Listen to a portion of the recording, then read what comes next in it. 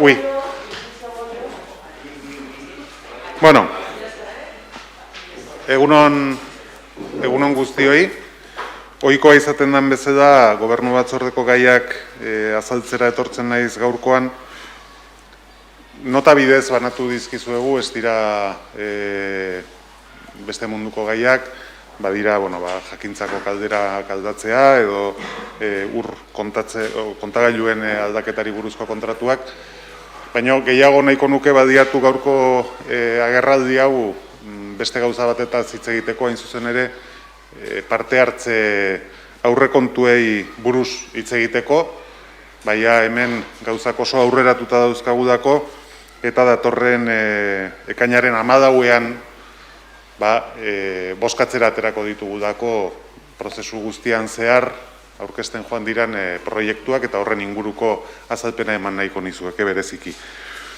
Lehenik eta behin esan beharko nuke gure asmoa zeda berez 21. urte honetako eta 22. urteko aurrekontuak izan zezate da parte bat behintzat prozesu honen ondorioz onartutakoa, baina danak ezagutzen dugun egoeragatik, hori etzan aurreko urtean aurrera eramatea posible izan, naiz eta hasiera eman genion prozedurari martxoaren hasieran eta gero eten egin behar izan genuen pandemia egoeran sartu ginenean. Orduan, aurtengoan berriro hartu dugu gaia eta oraingoan 2021ean egindako prozesuaren eskutik 22ko aurrekontuetan eta 23ko aurrekontuetan parte hartze prozesuaren ondorioz erabakitzen diren proiektuak sartzeko asmoa izango genuke. Bigarren ñabardura egin nahiko nukena, ea ondo ulertzen den da, berez bi parte ezberdin daude da, bai? Zergaitik, hirian barruti bat daukagu, eta barruti horrek ere badu zeresana parte hartze prozesu honetan, eta gainontzekoan ez daukagu barrutirik, eta beraz beste modu batetara egiten da. Guztira, hirian 2 urterako 3 milioiko kopurua jasotzen da. Barrutia kanpo. Naiz eta gero ikusiko dezuten badauden proiektu batzuk hiri guztiari dagozkienak. Barrutiari 2022ko jartzen diogu 221.000 euroko zenbatekoa. Zergaitik, gure arautegiaren arabera, aurrekontuaren 2,5 dagokiodako barrutiari, eta hori da jakinda zein dan dagokion kopurua. 23koa oraindik ez dakigu, eta beraz orain egiten den prozesu guzti honetan aterako dira gauza batzuk, 22an kopuru hauekin aurrera eraman izango direnak, eta gero geldituko dira ere 23an kopuruak egiten dugunean egiteko aukerarekin. Ados? Beraz, bereiztasun hori bai nahi nuen adieraztea modu ezberdinean egiten diredako. Diodan bezala, 3 milioi horiek 2 urtetan, 22-23an aplikatzekoak izango dirateke. Guztira, 555 proposamen jaso dira udadetxean, eta horietatik 219 pasa dute lehen analizi fasea. Kasu batzuetan zehaztasunik gabeko gauzak zeuden, edo berez proposamenak ez zirenak ere bai, eta kasuren batean bikoiztuak ere bai, eta hori ere batu egin da. Edo batu egin dira bikoiztuak zeudenak. Eta 219 horiek zehatz-mehatz aztertzeko prozesuari ekintzaio, ikutzen zuten departamentuaren eskutik. Guztira adierazi beharra dago, 80 pertsona ibili direla udadetxean departamentu ezberdinetan, sartzen ziren baldintza tekniko guzti horiek, betetzen ziren, aztertzen eta bar, eta bar. Eta ondorioz, bozketara pasatzen dira 83 proiektu edo proposamen. Esan dudan bezala, datorren ekainaren 14tik aurrera bozketan jarriko direnak. Aipatzearren, eta ez nahi sartuko ze proposamen diren ikusi aldituzute dakoia web horrialdean, eta 86 desente dira, eta beraz hobe, darogeita hamairu barkatu, desente dira hobe, nahi badin bezute ikusi web horrian sartu eta ze proposamen dira ikusiko dezute, baina aipatze datu batzuk esan gehientsuenak, fase guztiak pasatu dituzten gehientsuenak, auzoka banatu behar badin baditugu, altzakoak direla 12, gero Aietekoak 9 eta Doiodako Herriberatakoak 8. Aipatu ere, hiriari oroar dagozkion proposamenak 5 izango diratekeela. Hau da, hauek ezin dira kokatu auzo jakin batetan. Eta esaten dudan bezala, ikusi dugu, prozesua abian jarri genuen momentuan, jartzen genituen baldintzak betetzen direla, eta baldintza horiek dira, interes publikokoak izatea, udal eskuduntzakoak izatea, hemen askotan gertatzen da egiten diran proposamenak beste administrazio baten eskuduntzako gaiak izaten direla, eta horiek guk ezin ditugu prozeduran sartu, eta 300.000 euroko inbertsioa baino gehiago ez izatea. Hori jarri genituen baldintza bezala, eta baita ere, ekitaldi bakar batean ejekutatzeko modukoak izatea. Horiek danak betetzen dituzte hauek. Orain, datorren astedenetik abian jarriko dan bozketa prozedura honetan, aipatu, botua emana izango dute da 16 urtetik gorakoek, Donostian enpadronatuta daudenak, noski, eta 5 proposamen aukeratua izango dituzte gehienez. Beraz, horra azalduko zaigu zein dan, 93 guzti horien lehentasun ordena. Eta horren arabera, joango gera, daukagun kopuruaren arabera jokatzen. Bozka emateko moduak, online da, normalean erabiliena izaten dena eta errexena, baina baita ere, bertaratuta egina izango da, parte hartze budegoetan, eta horretarako bizideguneko era hontan ja ohituta gaude, aldez aurretiko zita eskatu behar izango da. Azken datu bat aipatzearren esan, egin diren proposamenetatik, 75% pertsona fisikoek aurkeztu dituztela, norbanakoek, eta 25% ordea elkarteek aurkeztu dituztela. Eta generoari erreparatzen badin badiogu, gizonezkoak izan dira gehien aurkeztu dituztenak, 54%, tigora eta emakumezkoak 55,5%. Eta gehientsuenak, aktiboenak, nodabait esateko izan dira, 30-tik 64 urterako pertsonak, proposamenak egiterako orduan.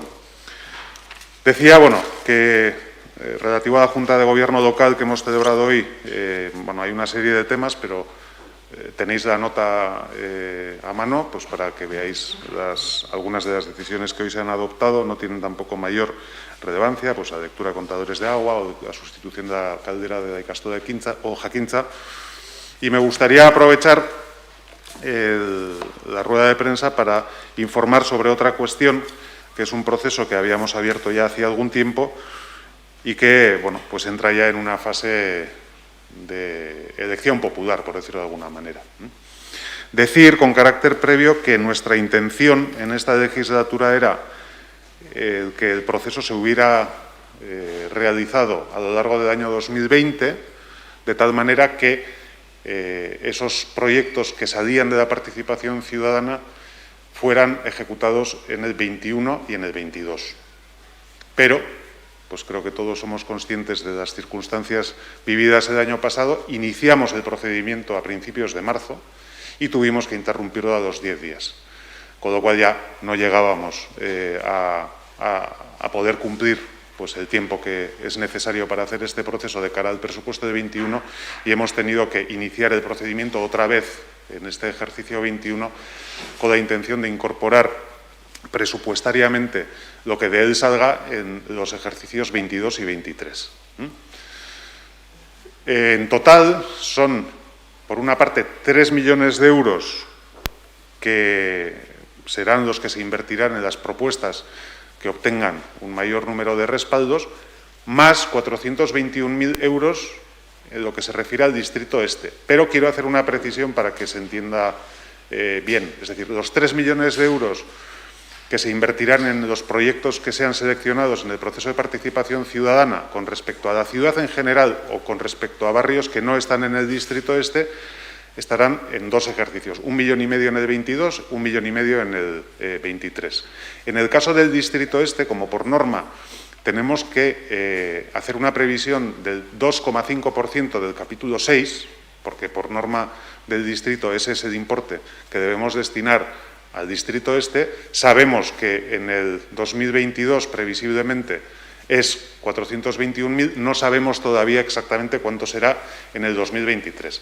Entonces, el proceso servirá igual, es decir, para poder seleccionar el orden de prioridad de los proyectos que la gente vote, y sabemos que el 22 para el distrito este habrá ese importe, y todavía no sabemos cuál será para el 23, pero habrá otro importe también para el 23, de tal manera que se puedan completar también en el orden de predación que la ciudadanía nos dé los proyectos que salen de este proceso de participación ciudadana.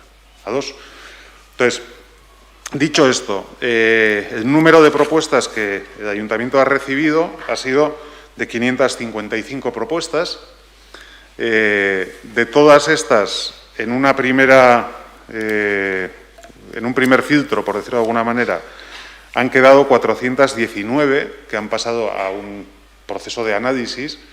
Es decir, lo que ha caído en ese primer filtro es propuestas que no eran ni proyectos, ni eran nada, pues podría ser incluso alguna queja, que en realidad tenía otra caracterización, e incluso hay algún caso en el que hay coincidentes y se hace una agrupación, y de ahí se reduce a 419, que esas sí han sido analizadas una por una de la mano de los distintos servicios municipales en función del contenido del proyecto, pues a quien le afectara, pues mantenimiento, movilidad, y etcétera.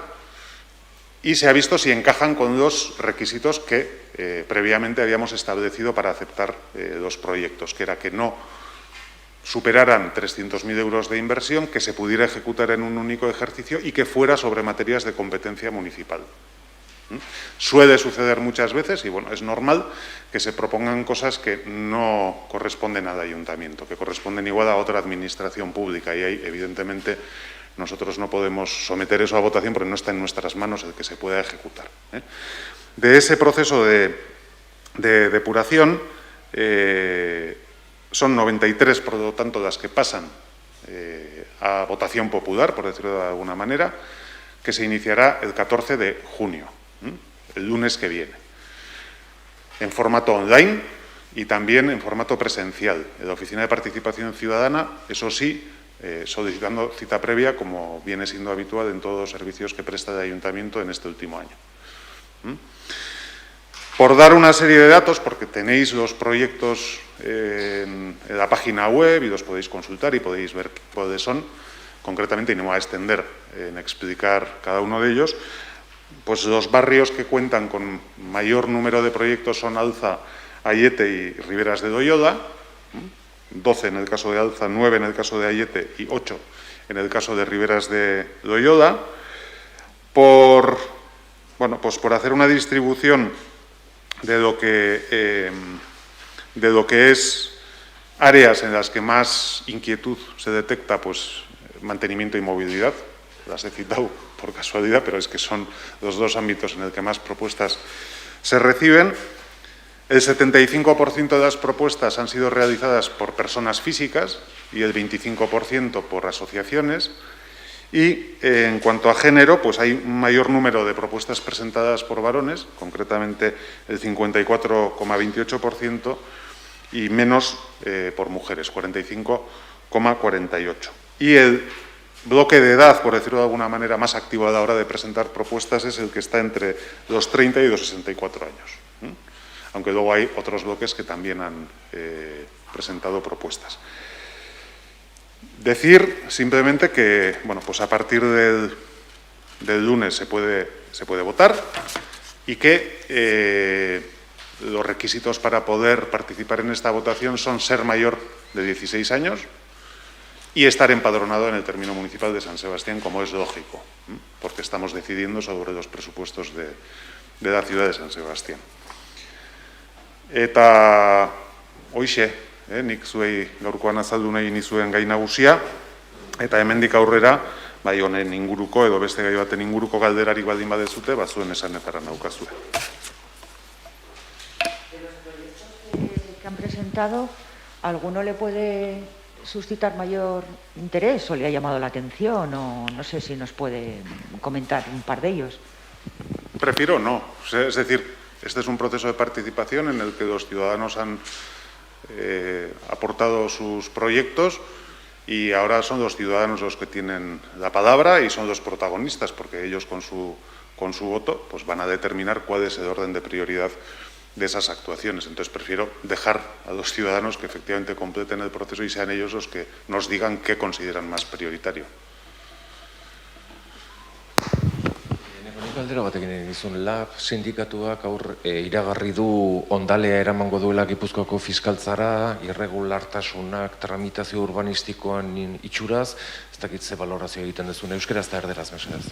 Bueno, bai jakindet, eta erregistrotik horrela adierazi dute, kontratazioaren inguruko beraien zalantzak omen dauzkate, eta nik horren inguruan, esan dezakedana da bat, beste gauza guztietan eta beste dan guztietan egiten den bezala, udadetxean jarraitu diren prozedurak direla ohikoak eta kontratazioari dagozkion prozedurak, egin diren proiektu eta ez deitu diren proiektuak egin dira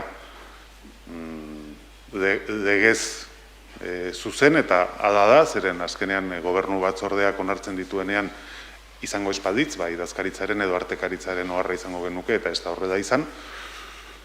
Eta beraiek adierazten duten zalantza hori fiskaltzan jartzea erabaki dute eta guri dagokigunez fiskaltzak eskatzen duen edo zer eta dauden espedienteak eta jakina publikoak direnak eskaini egingo zaizkio udadetxearen aldetik. Ez daukat askoz gehiago gehitzeko horren inguruan. Erderaz. Sí, no, decía que sí que he tenido conocimiento porque han comunicado por registro esa decisión. Yo con respecto a esa cuestión tengo que decir que en esta cuestión o en este proyecto como en otros proyectos que hay en la ciudad se ha actuado de forma similar, llevando a cabo los procedimientos que vienen establecidos mediante las resoluciones pertinentes tanto de concurso como de adjudicación por parte del gobierno municipal y sin informe desfavorable ni por parte del secretario ni por parte del interventor, con lo cual, bueno, entiendo que se siguen las prescripciones legales que nos deben de afectar, ¿no? A partir de ahí, pues ellos han decidido acudir a Fiscalía por la razón que fuere y en lo que al Ayuntamiento respecta, esta cuestión es transparente absolutamente y desde luego a lo que la Fiscalía quiera requerir, pues trasladaremos los expedientes que consideren necesarios.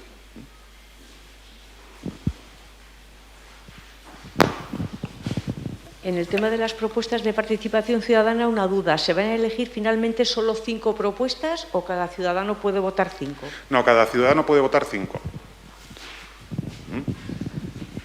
Luego ya nos saldrá un orden de predación, por decirlo de alguna manera. Y ahí ya pues se irá, claro, no sabemos cuántas se van a elegir porque puede haber propuestas que sean de 50.000 y propuestas que sean de 290.000. Entonces, bueno, pues depende de la predación, hasta que se agote el importe que se contempla en presupuestos, pues entrarán más o menos, pero en el orden en el que hayan obtenido mayor número de apoyos por parte de los ciudadanos.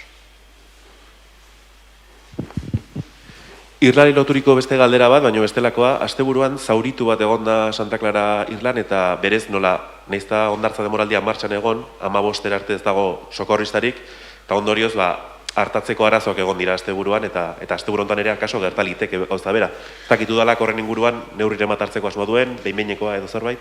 Bueno, egia esan horre onda adako iritzi aldaketa bat, eta horrela da, Gipuzkoako Foru Aldundiarekin bat eginda, ondartzen denboraldia irikitzeko eguna ekainaren 15 izatea erabakitzelako. Eta nahiz da gure asmoa bazen ekainaren batetik aurrera zerbitzu horiek eskaintzea, bueno, ez dakit.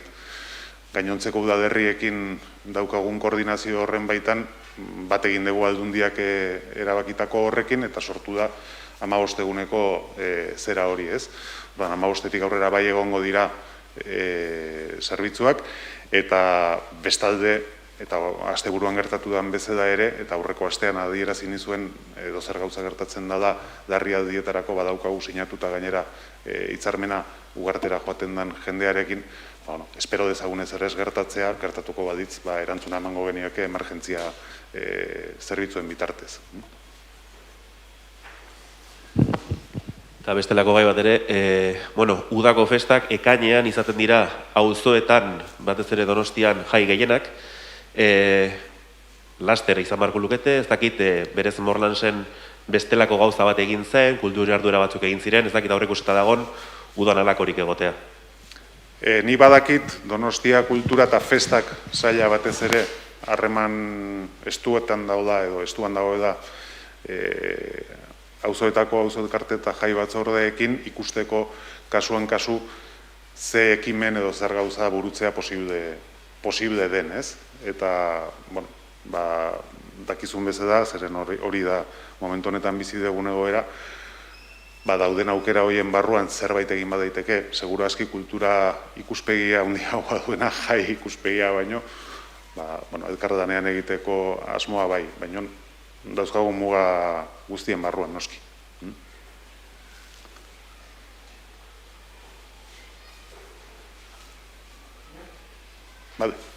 Eskerrik asko.